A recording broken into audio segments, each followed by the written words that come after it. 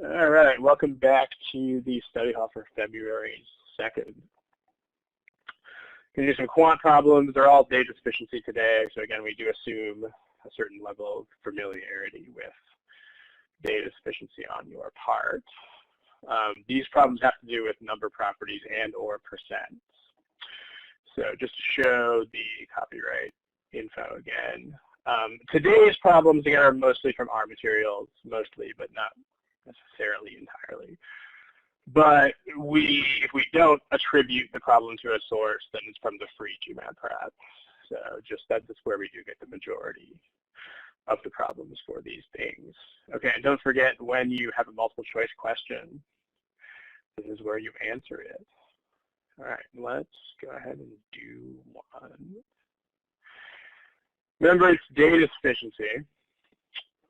So if anybody needs the answer choices written out, I could put that on the board, but we can't explain what sufficient means and what not sufficient means and so on. But if anybody does need the 5 choices that would appear on the screen, then let me know and I can post those. If not, then go ahead and get going on it. In fact, I'm just going to go ahead and post those anyway.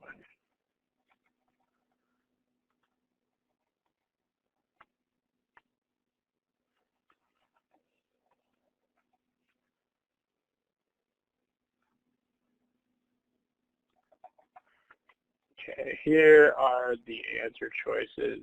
You can post that on the board. Give you a little bit to solve the problem. Don't forget to mark the multiple choice answers in the appropriate place, as indicated in the picture here. I'll give you a little bit of time for that.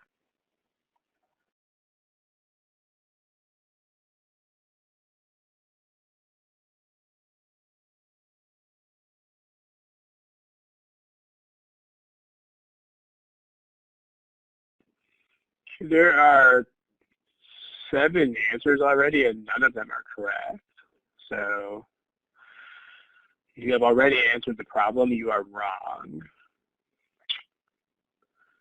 You should rethink it. Remember, don't rush through these things. If you think you can solve them in like 20 or 30 seconds, then you're going to get burned.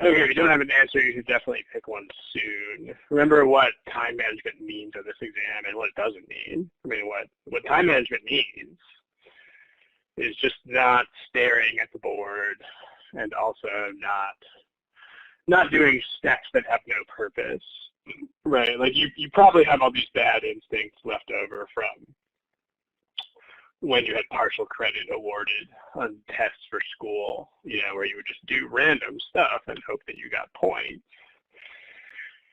Remember, there's no partial credit on this exam, so the only thing you're doing if you do that is you're just wasting time. So that's pretty much all that time management is. So if you haven't picked a choice yet, you should pick one. That means Liz, Duan, Rishab, Satya, Tobo. And it looks like Zoom. If you don't have an answer yet, you should pick one. Wait about another 15 seconds for you to do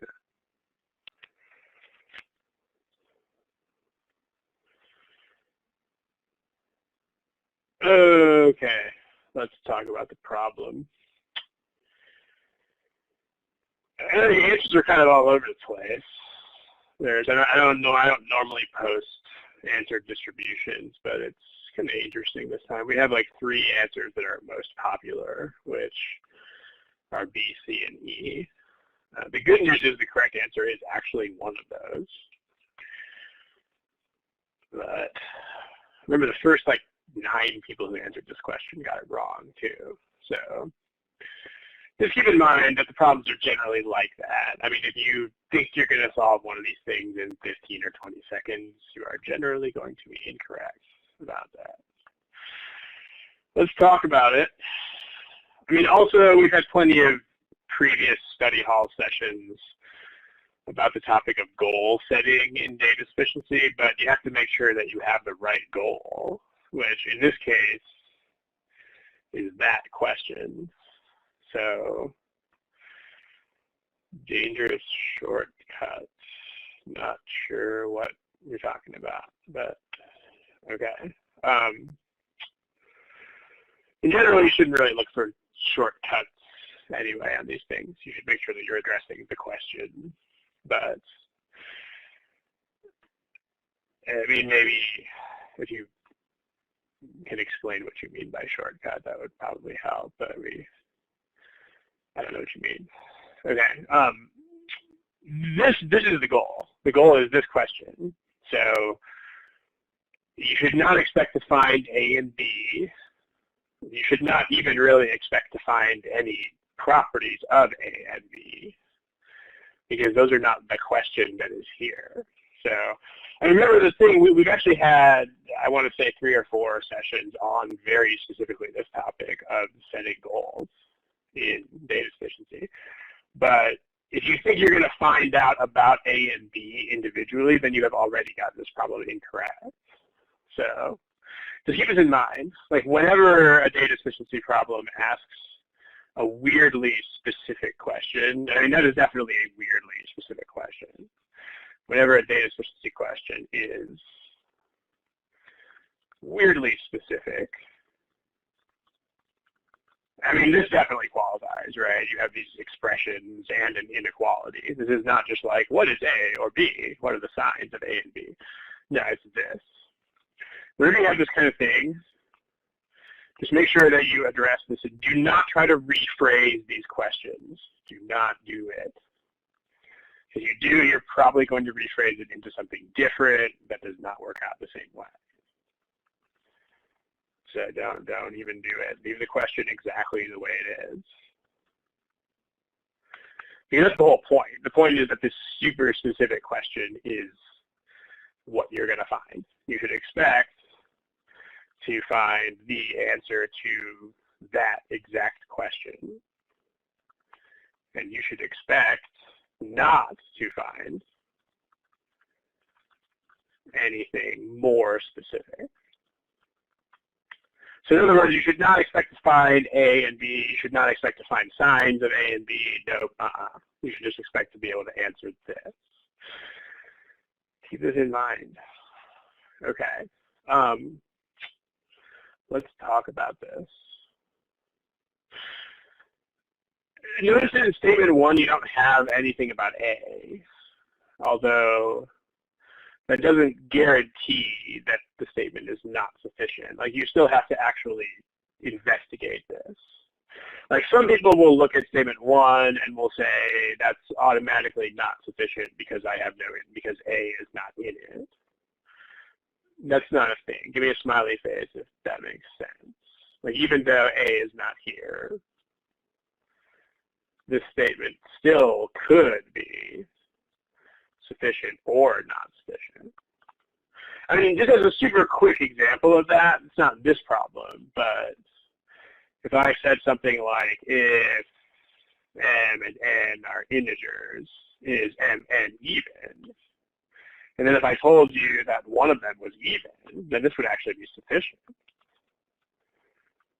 even though n is not mentioned. I mean, your smiley face, if that makes sense. Like if you knew this and you knew these things were integers, then you would be guaranteed that mn would be even. So if you looked at statement 1 and just thought I can automatically say that's not sufficient, that's not right. I mean, as it turns out, statement 1 is not sufficient, but you actually have to prove that. You actually have to work through it and show that's the case. So, okay. For statement 1,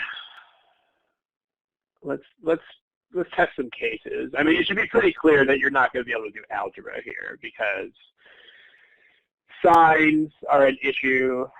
Like this is an absolute value sign, which deals fundamentally with positives and negatives differently. So you're not going to be able to manipulate this algebraically, and you're definitely not going to want to try to solve this algebraically. I mean, you should know what this means. Like somebody tell me what types of, like what numbers, what ranges of numbers could be in. And make sure you can translate this statement into actual ranges of numbers.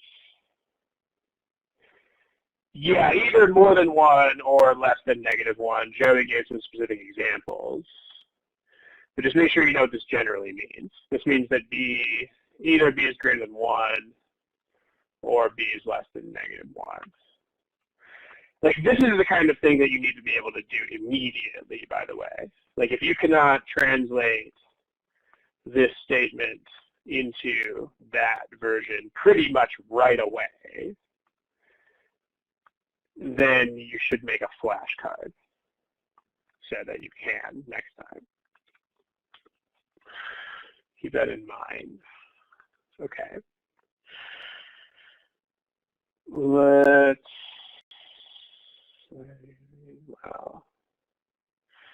plug in some cases. We're not going to be able to do algebra here, and one thing about data sufficiency that you should also know is that there are basically 2 approaches to it. Like either you're going to use some type of algebraic or theoretical approach, or you're going to test cases. It's pretty much all you can do, as opposed to multiple choice problems where you have lots of different ways you can do those. You can pick smart numbers, you can back solve, you can do all kinds of stuff like that.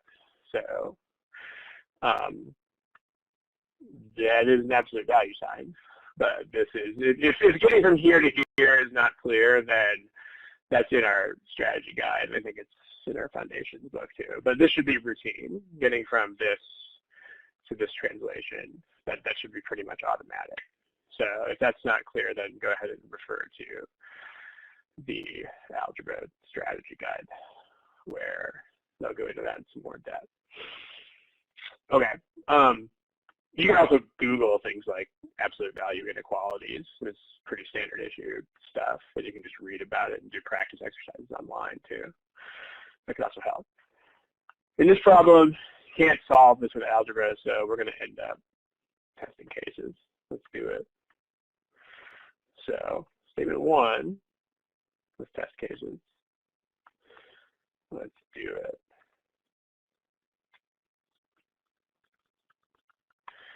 So we need to pick B and A. We need to make sure we pick B so that it's in those ranges. And then we need to find AB. And then we need to find A over B. And then we want to try for both possible cases of that statement. Right? And then you should write down conditions that are on these things too. Like here, the condition on B is that it has to be either more than 1 or it has to be -1, less than -1. That's supposed to be -1. There we go. Just write that down so you have to remember it. Okay. So let's try a B. Let's see. Joey mentioned 3. You're probably going to try a positive number first, right? So if B is 3, then we can make A 1. Then AB would be 3, and A over B would be 1/3. So 3 is greater than 1/3. Now what are we trying to do with our lives here? Like now that we've made AB greater than A over B,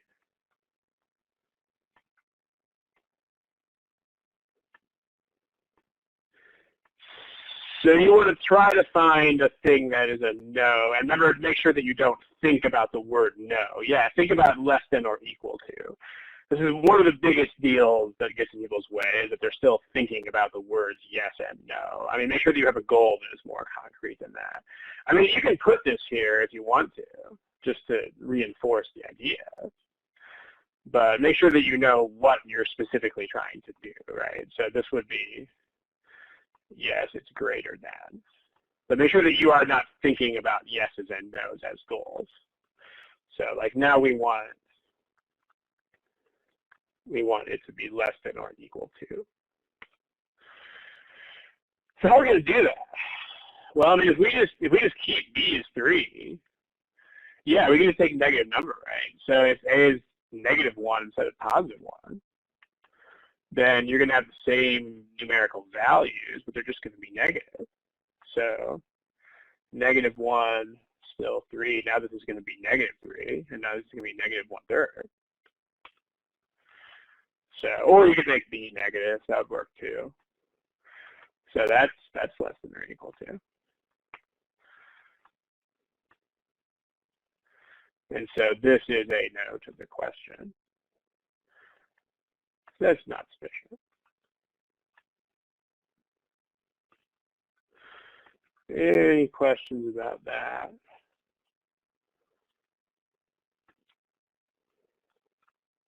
If you have questions, go ahead and type them. And that's comfortable typing.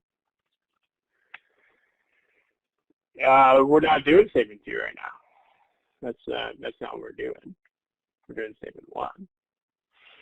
And then what the goal is. I mean, again, this is the biggest issue that people have with these data sufficiencies that are yes, no, or what have you, is that people don't concretely know what they're trying to do. I mean, you are on statement 1 until you either make both of these things happen, or you become certain that you can't make both of them happen. Like if you kept getting greater than, then eventually you would quit and say, I can't do it. But yeah, we're still on statement 1. Okay. I mean, this is, you could also write b squared is greater than 1, although I would not call that simplified. I mean, that's just as unsimplified as this. I mean, if you had that, you would still want to turn it into this, because like this is what you have to know. You have to know that you can pick b in these 2 ranges. Like it's, if you could write that, you could write b squared is greater than 1, but that would still be unsimplified. That would still not tell you what you really need to know, which is this. So, okay. Don't worry about more time consuming. If you think of something to do, you should just do it. I mean, we're talking about differences of like 5 or 10 seconds here. So do not ever hesitate to do something because you think it is time consuming. That is the biggest mistake that you can make on this entire exam. You should just do stuff, and you should not do stuff. Don't try to guess how long stuff will take. That is the best way to get a lower score. Let's talk about statement 2. So, I mean, statement 2, we got to interpret what statement 2 means. So what does statement 2 mean? Like you might need to investigate this for a little bit. What does that even mean? Because you can't really pick random values right away that do this. Like this is going to need some interpretation.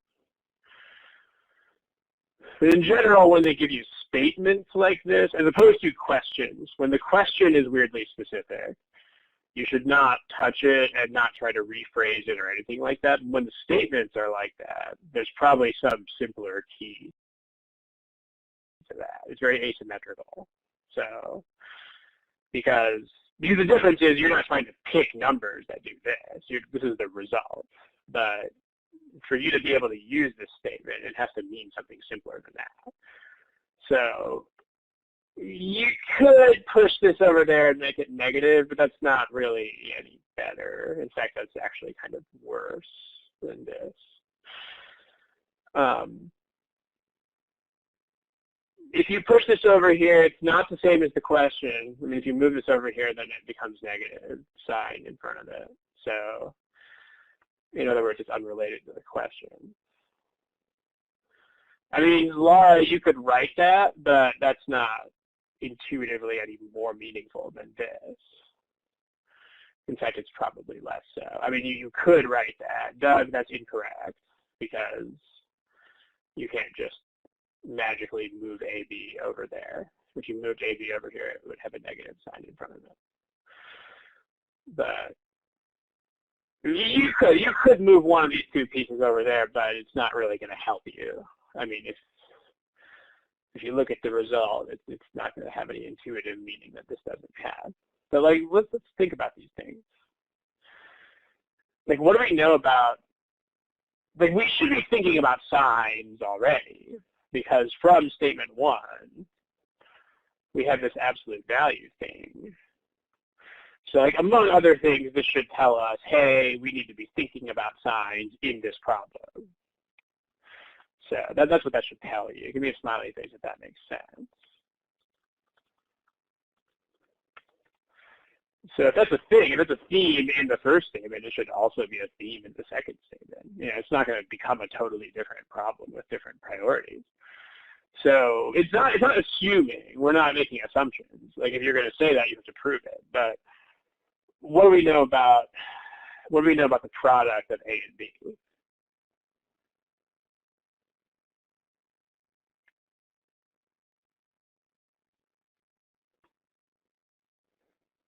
We know that when is it positive? We know that it can't be 0 because they told us it's not. So when is the product of A and B positive?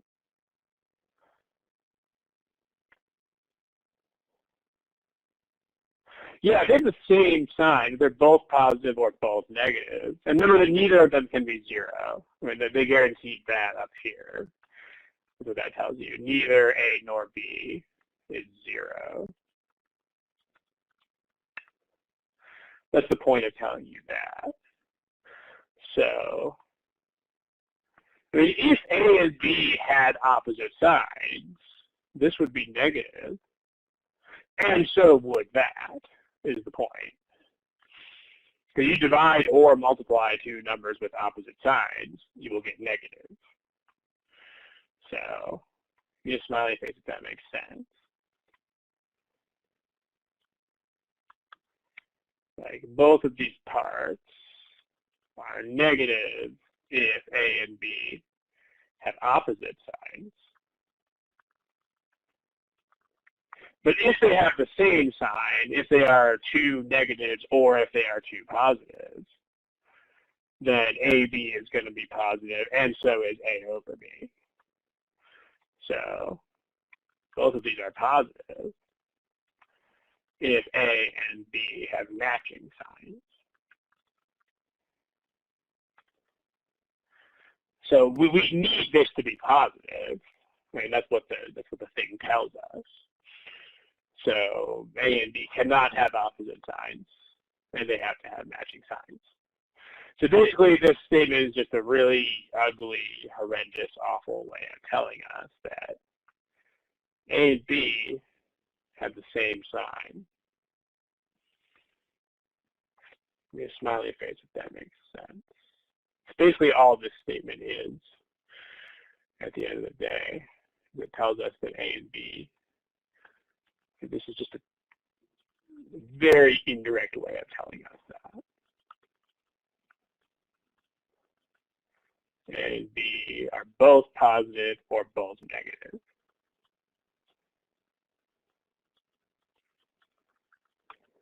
That's what it tells us. Okay, but that's all we know, right? So other than that, we don't know the values of those. Let's get rid of this thing over here. So let's test some cases for that statement. For statement 2. Same kind of thing. And then we're asking the same question about it too. So is AB greater than A over B? All right, let's do it.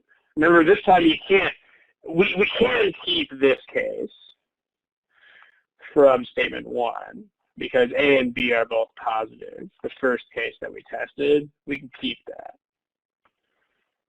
So, and you should try to do that. You should try to keep cases that you tested before just so that you don't have to waste the time doing extra work.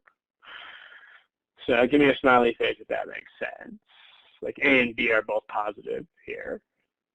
So, and you need to keep the same sign. It doesn't have to be positive, but these have to be the same sign. How can you get this to be the other way? How can you get AB to be less than or equal to A over B? You can't use opposite signs because that's the whole point of statement 2. That is actually the only thing that statement 2 tells you is that you can't use opposite signs. You could use fractions or you could just use 1, right? There's nothing stopping you from just using 1 and 1, which might be the first thing that comes to mind. You can just be like, okay, I'm going to let A be 1, I'm going to let B be 1. So then AB is 1, and A over B is also 1. You can do that. That's totally a thing. You could also use a fractional value for B if you'd rather. Although, you know, whatever you'd rather come up with. Like if you did 1 divided by 1/3, for example, like 1 times 1/3 is 1/3, and 1 divided by 1/3 is 3. You could also do that either way. So you could also use a fractional value for B. Not A. It won't make any difference if you use a fractional value for A. And try it on your own if you have to. But that'll get you both of those. So this is not sufficient. Statement 2 is not sufficient. That's supposed to say 2. Let's fix that. All right. Now we got to combine the statements. How are we going to do that?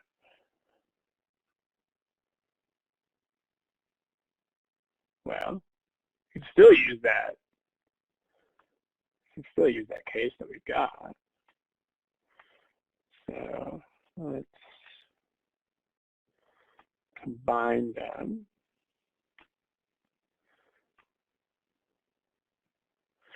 Combine the statements.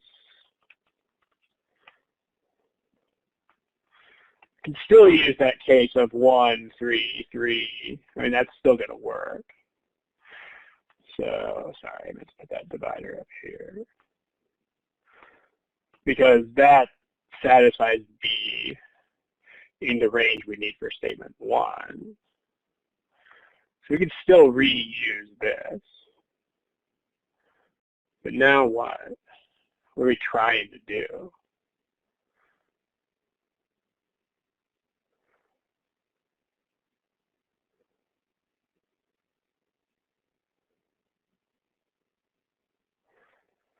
So if you make A a fraction, let's see what happens if we try that. Because B is not allowed to be a fraction anymore. At least it can't be a fraction less than 1, which is what people usually mean when they say fraction. Because that's what statement 1 rules out. So, I mean, let's write the conditions that we have to satisfy. Because otherwise you have to try to remember it, and nobody wants to do that. Right? But A has to be the same sign as B.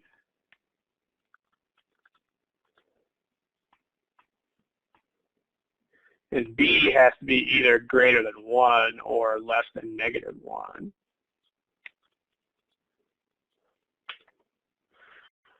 So if we try negatives, so if we try negatives, you're going to very quickly realize that it doesn't make any difference the numbers are negative. Like if we throw in -1 and -3, then you still get the same result.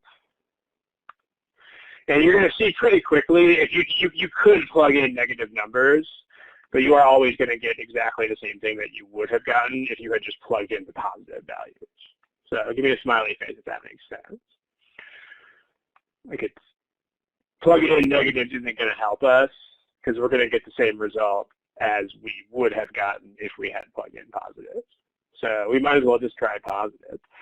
If we try a fraction for A, I mean, it's like 1/2 and it's 2. Yeah, 1/2 times 2 is 1. And 1/2 divided by 2 is 1/4. That's still greater. If you keep trying this, you're not going to get less than or equal to. And I mean, remember, if you just don't get that after a while, you should trust that you're not going to get it. But if you think about it conceptually, like this is multiplication by B right here.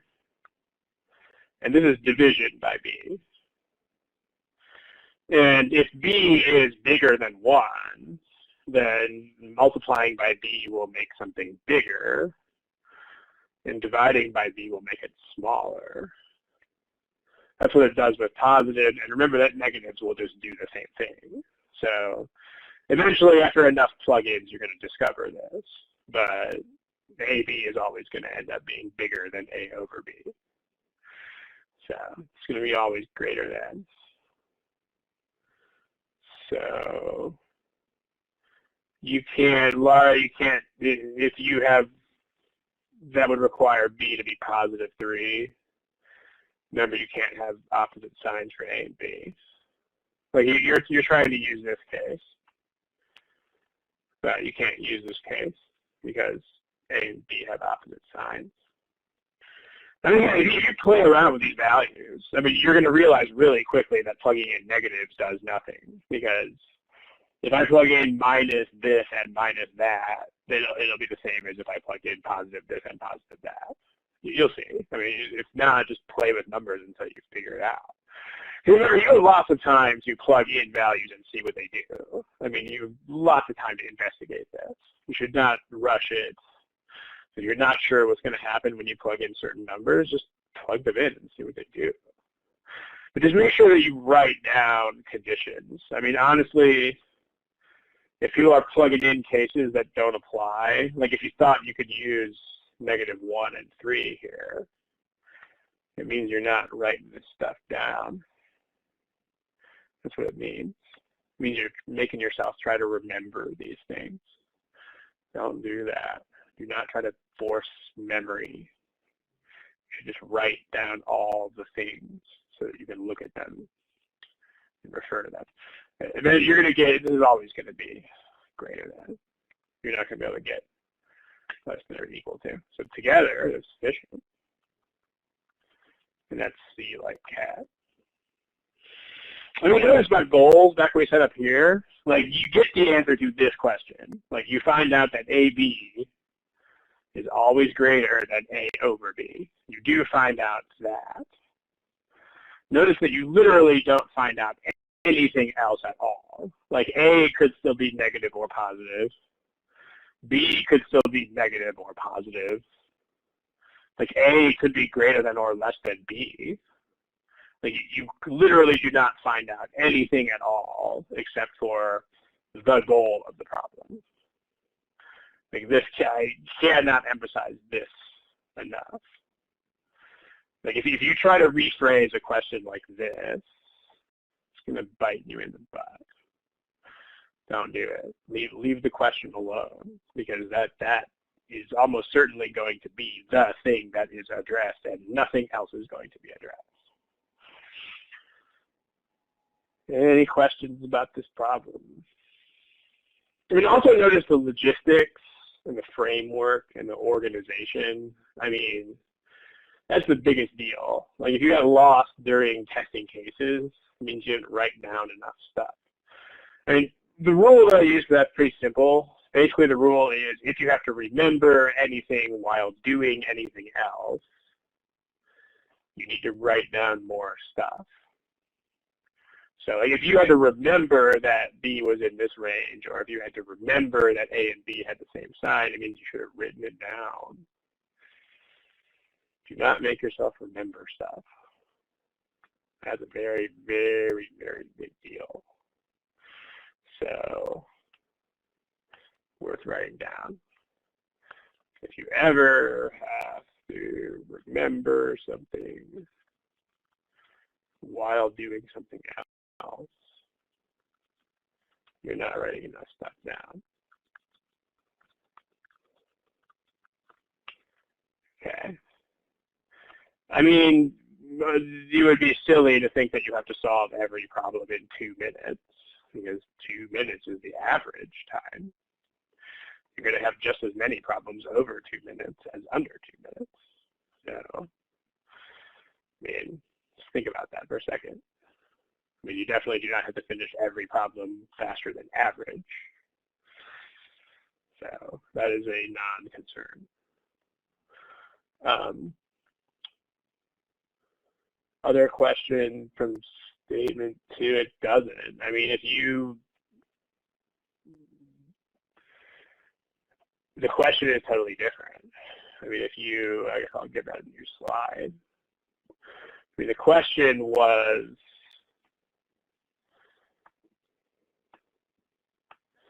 let's copy the question too. The question was this. This was the question. And these are two completely different things. So, I mean, this is not the same as this. So it's not a definite no to the question. I mean, I don't know where you're getting the idea that it is, but just if this is not clear, then what you should do is you should just mess around with specific numbers at home. Just don't worry about these fractional expressions, but like this and this are completely different things. It's possible for either one of these to be true while the other one is false. So, like, just play around with numbers at home and find numbers that make these true and true, true and false, false and true, and then false and false. I mean, you should be able to do all of those. And then you'll see. So, but I mean, in general, also, like this is obviously a very meaningful statement. On the other hand, this is not. This is a completely meaningless statement intuitively. I mean, if you see this, if you got that second statement, what you should do with it is you should turn this into this. Because then that's actually intuitively meaningful. Like, you can think about when two numbers add up to be more than 0. Like that's pretty, you should have intuition about that. Like either they're both positive or one is positive and one is 0, or there's a bigger positive and a smaller negative. You can figure that out by just looking at this. You definitely won't figure that out by looking at this. So even though these look similar, this is meaningful and this is not meaningful. And the way you figure that out is just to play around with these things when you review stuff. So yeah, play around with those, see if you can get it to work all those different ways. Okay. Let's move on to another problem. Let's see. How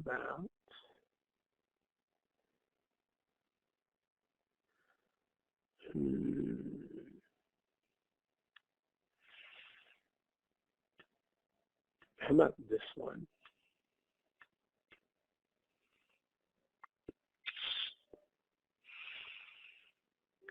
Don't forget that this says n different integers. If you need to write that down on your paper to remind yourself that it is true, then write it down on your paper to remind yourself that it is true.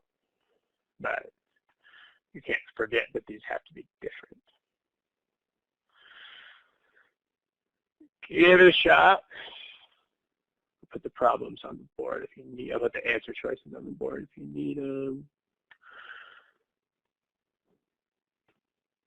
may actually be the only other problem that we get to today, but we'll see. We have a few of these left over that we can, if necessary, push to the following study hall. And don't forget where you put the answers to multiple choice questions. Those go here. Okay, and then also don't worry about this idea that you need to finish everything in 2 minutes, because you clearly don't. Also, you should not be timing individual problems. That is a huge mistake. I mean, if you guys are looking at the timer for every problem, remember, you can't just look at a timer. I mean, if you look at a timer, you're going to be subtracting time and recalculating and recalibrating and stressing out. Like, every time you look at a timer, you are easily costing yourself 15 to 30 seconds in distraction time. Not worth it, guys. Okay, if you have already answered the question, your answer is incorrect. Everyone who has already answered is wrong.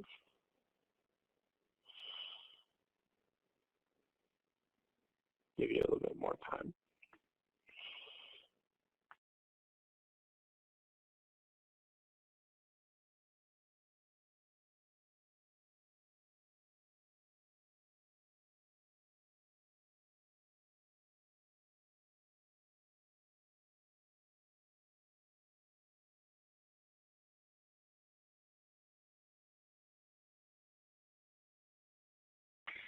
Guys, there are instructions on the screen for where to answer the question. Do not answer in the chat box. I'm looking at you, person who answered in the chat box. Don't do it. The answer in the chat box is incorrect, by the way.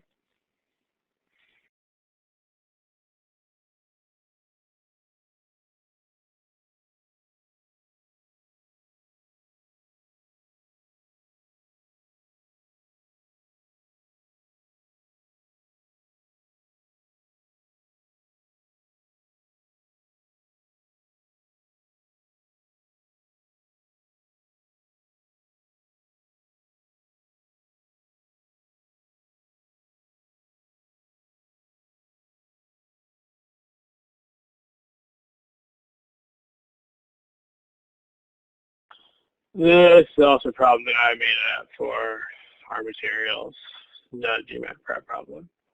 So, okay, if you are still genuinely working on the problem and still making actual progress,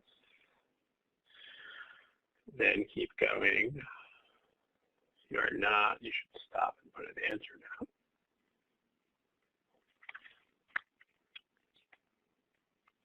And also don't forget that if you do genuinely get stuck, then you should immediately stop and put an answer down when you get stuck. You should not continue to work because you think that other people are still working. I mean, that's definitely a thing that people sometimes do in class-type environments, and you should not do it.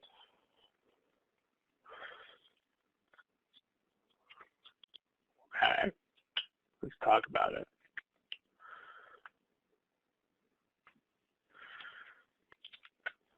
Well,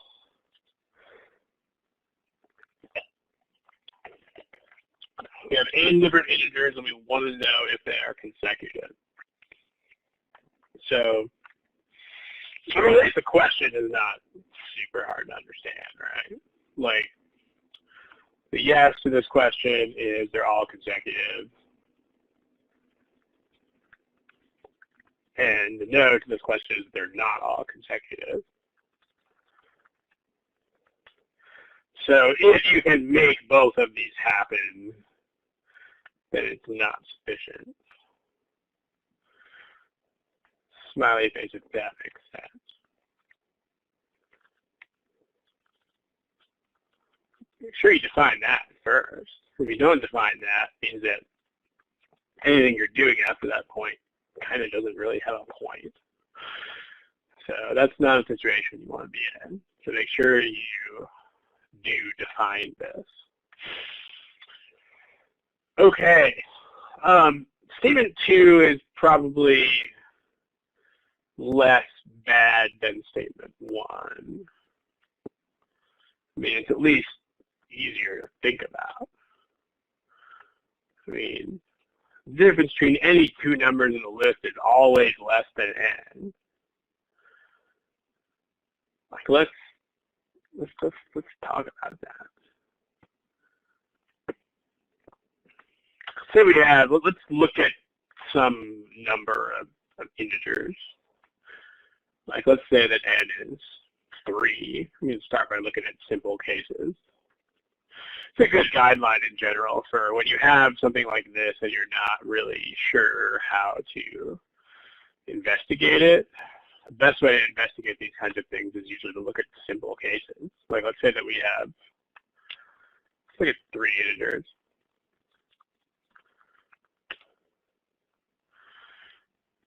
I mean, okay. If we actually have consecutive integers,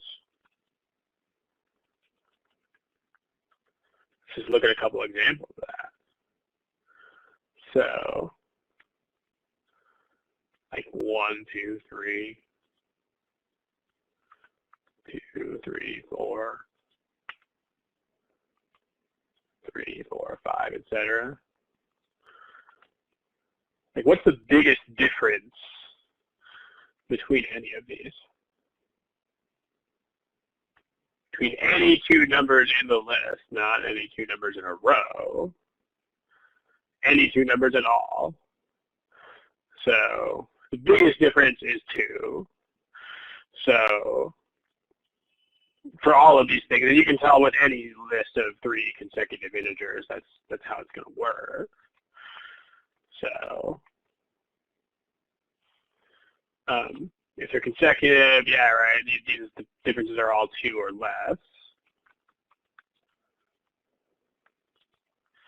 So yes, they are always less than 3. I mean, if we look at 4 integers, same kind of thing, right?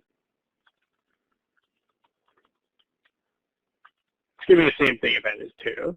It actually works the same way. Because then the difference would be 1.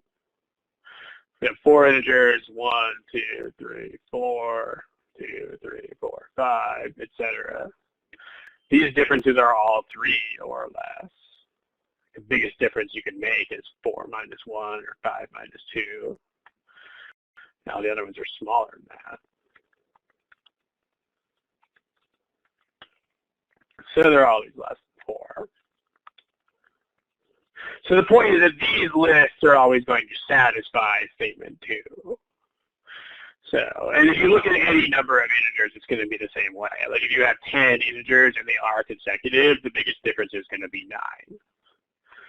So, yeah, if n is 2, it's the same thing. You'll have 2 in a row, and the difference will be 1. So it'll still work. So basically, any list of this type will satisfy statement 2. And it's going to give you yes, all consecutive. So now what we need to try to find, we need to try to satisfy statement 2 with a list that is not all consecutive. Now, consecutive means consecutive. Those 2, 4, 6, 8 are not consecutive. Those are consecutive evens, but they're not consecutive integers. You cannot have, remember the very first thing we talked about here was underline that word. Whoopsie. Can't have a list like 1, 1, 1, 1. Nope, can't do it. I even told you guys to underline that and write it on your paper. Whoops. Do not try to remember these things, guys. If you have to write down all different integers, you have to write that down like 4 different places on your paper, then do it. Let's see if we can satisfy. We got to try to satisfy statement 2 in a way that gives us not all consecutive. So let's see if we can do that or not. Let's see if that's even a thing that we can do. If they're not consecutive, what if they're not. Let's try something like, well, let's try making the smallest possible difference, because we still want to keep the differences under this ceiling, right? So, like 1, 2, 4. But here you have a difference of 3. The biggest difference is 3, which is n. So no, not always less than n. So that just doesn't count. Like that doesn't satisfy the statement. If you try to make other lists that do that, you'll run into the same issue, right? If you have like 1, 3, 4, 2, someone wrote like bigger differences, 2, 3, 10, 2, 3, 5, etc. Well, you're going to find that if you do not, because notice that if you have consecutive integers, then your biggest difference is always 2 versus n is 3. Or your biggest difference is always 3 versus n is 4. Like, you don't really have any room to spare here. Like, look at these relationships. If you got your eyes open and you're paying attention to this, you're going to realize that you're not going to be able to do this with any integers that are not consecutive. Because if you look at this, like you have no room to move here. Like if you spread those integers any farther apart, then you're going to have a difference that equals n. You'll notice that. If not, you play with lists of non-consecutive integers, and eventually you'll realize it. But if you try to spread these out anymore, it's not going to work. You'll have a difference of at least n. Same sort of thing with this, and same sort of thing with any size subset. So you're not going to be able to do this. Like this set has a difference of 3, this set has a difference of 3, this set has a difference of 8. You can't make a set like this that satisfies statement 2. So if you try, it's not going to work.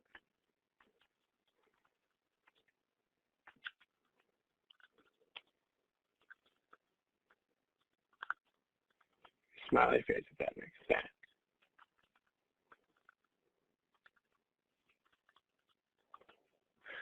So what that means, like all the statements, all the sets that you can make that actually satisfy statement 2 are going to give you this result.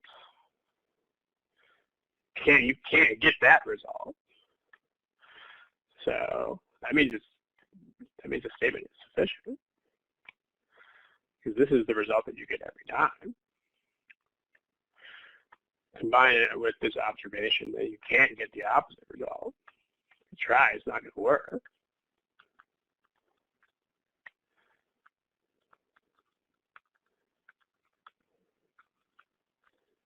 So statement 2 is sufficient.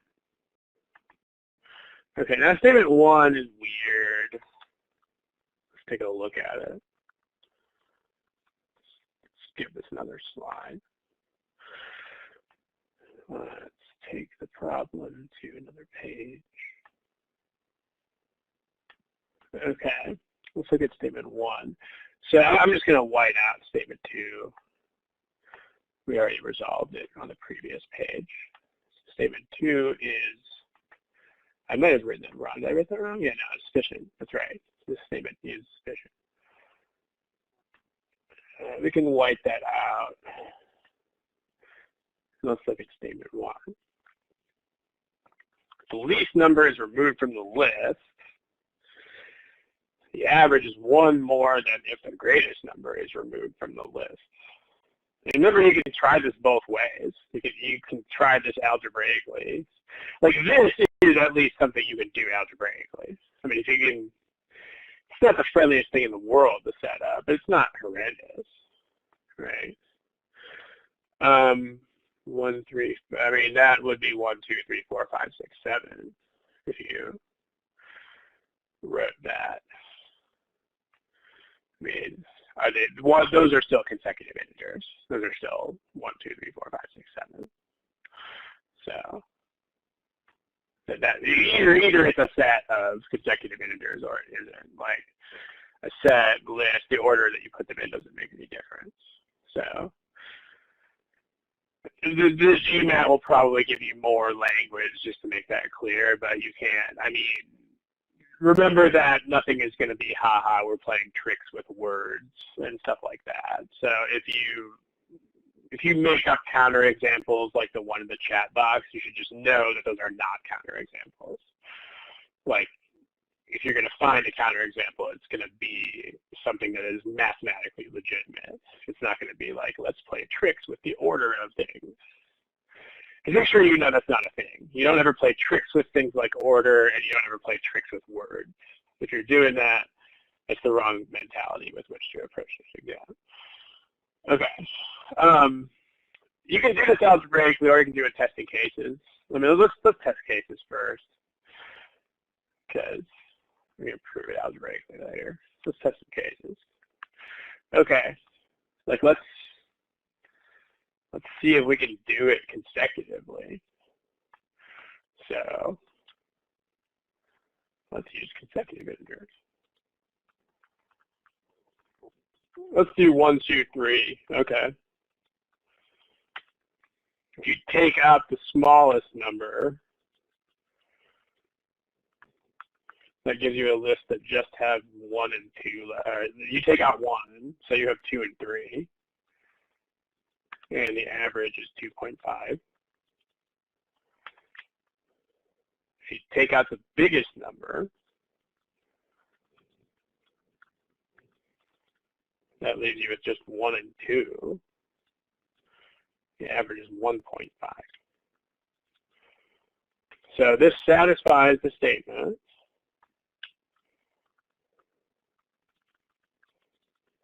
and they are all consecutive.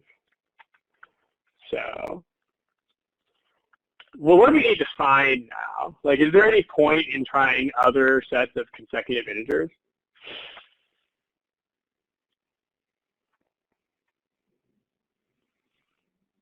There is no point in doing that, right? Because remember what not sufficient means. If you can get all consecutive and you can get not all consecutive, then that's going to be not sufficient. So, I mean, we already got a case where they're consecutive. So, at this point, just make sure that you know this. Trying more consecutive sets is not going to help you here.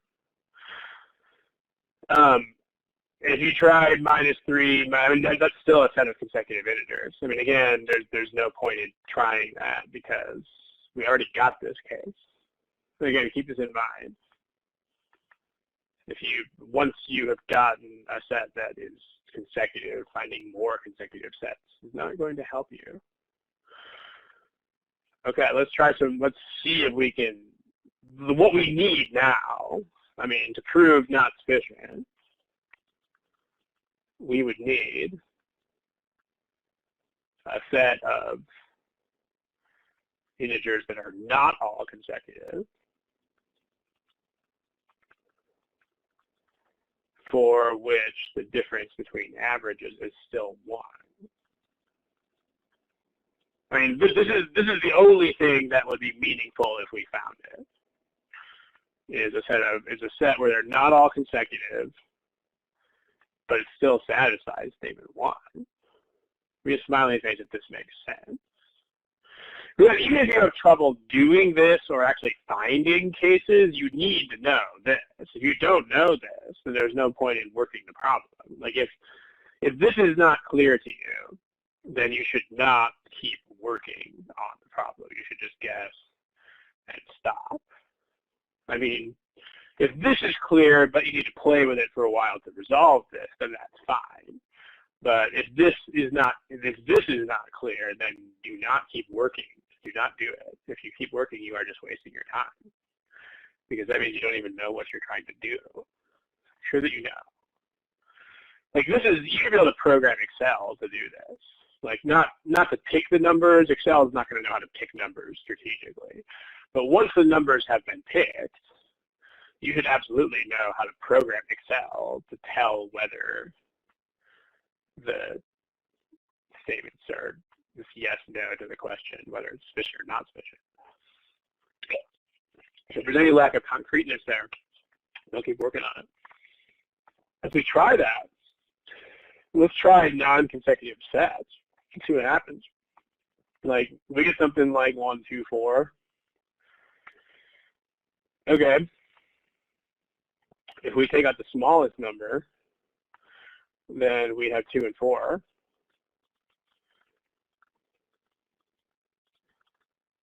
The average is 3. And then if we take out the biggest number, then we have just 1 and 2. The average is 1.5. I mean, also, you probably didn't even have to test this case, because with this list, the difference was 1. So if you move these numbers farther apart, then it's going to become more than 1. So you also could have just seen that. But if you didn't see that, then you test more cases. So this doesn't even count because it doesn't satisfy the statement. If you try more numbers, you can discover the same thing. If you try like 1, 2, 3, 4, 5, if you those are consecutive. If you try 1, 2, 3, 4, 6, if you take out the smallest number, then you have a list with 2, 3, 4, and 6. That's supposed to be a 6. The average of those is 5 plus 4 is 9, plus it's 15 over 4. So that's 3.3 3/4. If you take out the biggest number, then that's 1, 2, 3, 4. And the average is 2.5. Still bigger than 1. So it doesn't satisfy the statement. I mean, you keep trying this for a while, you're going to notice that this always ends up being bigger than 1. And remember, you're not going to find fake patterns on this test. So after enough failures to do this, you can pretty confidently conclude that it's not a thing that you can do. So, but eventually you're just going to keep not getting it until you're convinced. You should become convinced pretty quickly that you can't satisfy statement 1 with anything but consecutive integers. So that means that statement 1 is sufficient. Any questions about that?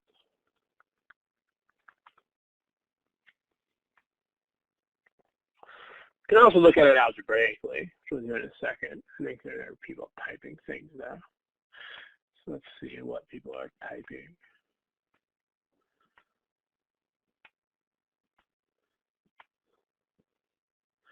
Yeah, so the answer to the overall question is going to be G like dogs. It's one other person typing. In the meantime, let's go ahead and start setting up algebra here.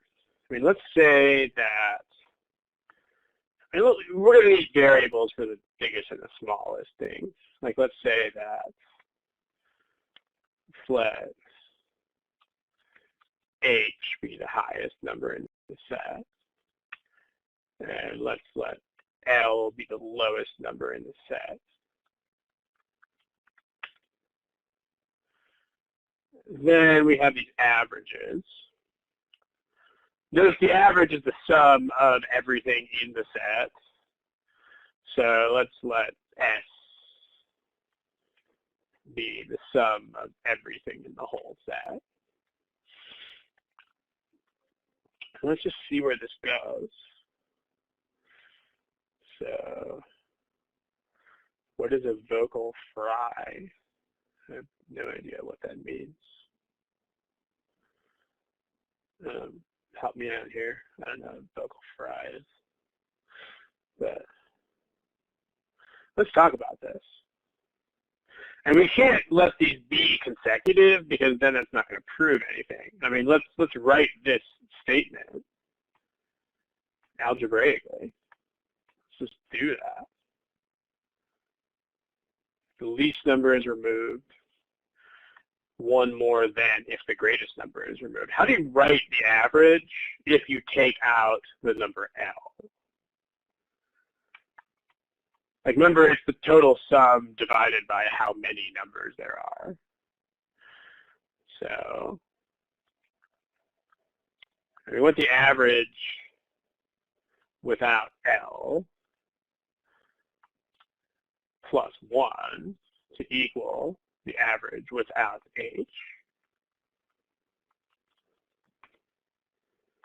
Okay, we need to write that as an algebraic equation. That's the point. So if we can write this as a general expression, I mean, we don't want to pick numbers, because if we pick numbers, then we might as well just pick numbers. Like, we're back to doing that. Like, what you don't want to do is do algebra, but kind of not do algebra. That's the one thing you do not want to do.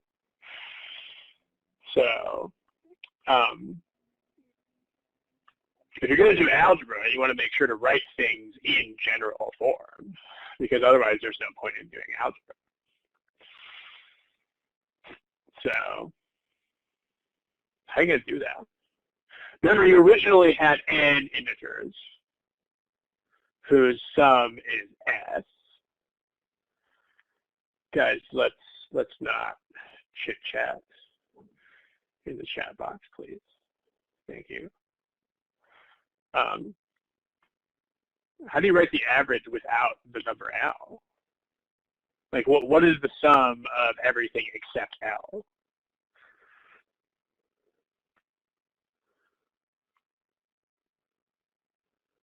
It's the overall sum minus whatever L is. So, and then how many numbers are there? You originally had n numbers, so it's n minus 1. Don't say 2, because again, you don't want to pick numbers. If you're going to pick numbers, you should just pick numbers. Like, if you're going to pick numbers, don't do algebra. Like, don't do half and half type of approaches. That's what you definitely don't want to do. You want to pick a side of the fence and stay on it. If you're going to test cases, just test cases that are numbers. So that plus 1 equals the average without H. Same thing, you're just taking out H instead of L. So now, what do we want to find here? Like, what difference is the only difference that we really care about? Like, how do you prove whether they're consecutive or not? Like, here, remember, here are consecutive sets on this page. Like, what's the only difference that you have to look at to tell whether the numbers are consecutive or not?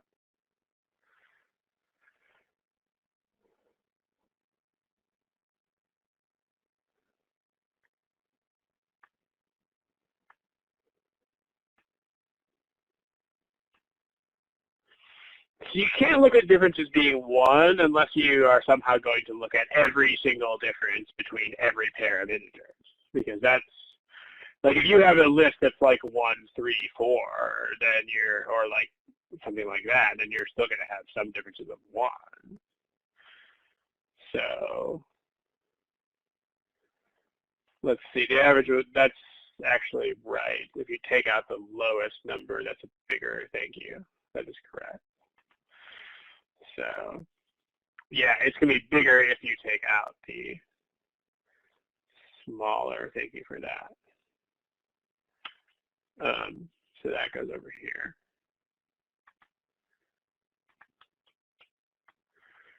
Yeah. Yeah, when you review the problem, you should at least investigate both approaches. Like, sometimes you might have to throw away one or the other of them if it just doesn't agree with you, but you should at least try. Yeah, for sure. Okay, thank you, Laura, for that correction. yeah, if you take away h, it's going to be smaller. So, but no, we don't care about differences of 1, because like if you were looking at differences being 1, then you would have to look at every single difference between every pair of numbers.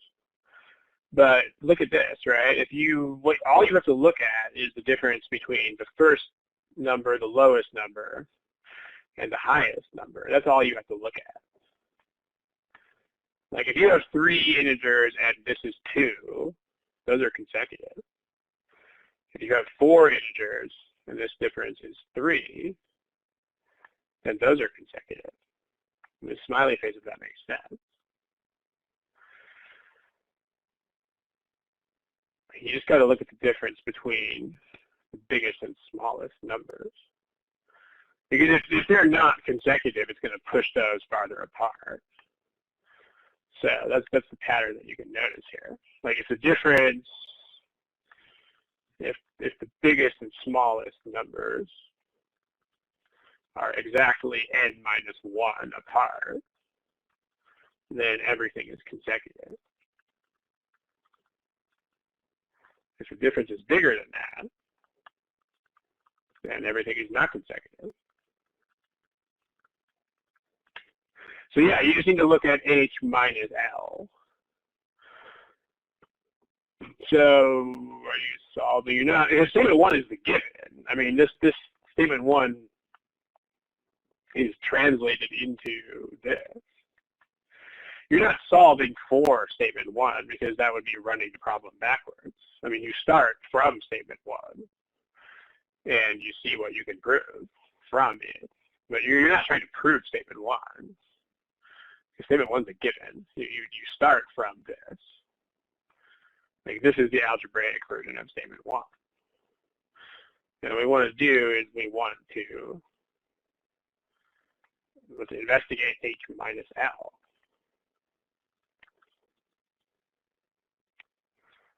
And if that ends up being n minus 1, then everything is consecutive. That's the whole thing, right? You can investigate enough sets to figure this out. So if you don't think of this, then you just start testing cases and you'll discover this pretty fast. I mean, you don't need to do anything like this. I mean, you can just throw numbers at it and see what they do. But it's always better to have more approaches.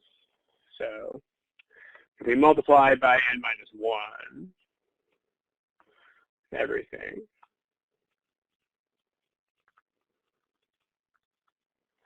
then that's going to give you s minus L equals s minus h plus n minus 1. It just knocks it out of these denominators and then puts it here. So s cancels, and we can add h to both sides.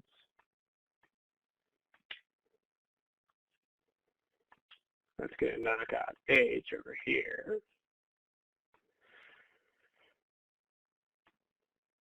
And so you actually get h minus L is exactly n minus 1. So that shows you that you have consecutives. They're all consecutive.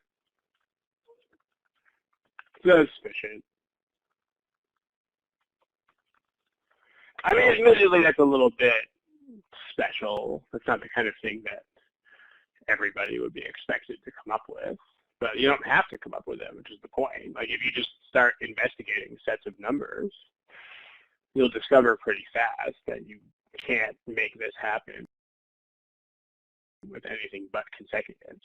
So the most important thing, as always, is just that if you get stuck anywhere in this process, that you immediately quit and start testing cases. As long as you do that, you're going to be fine.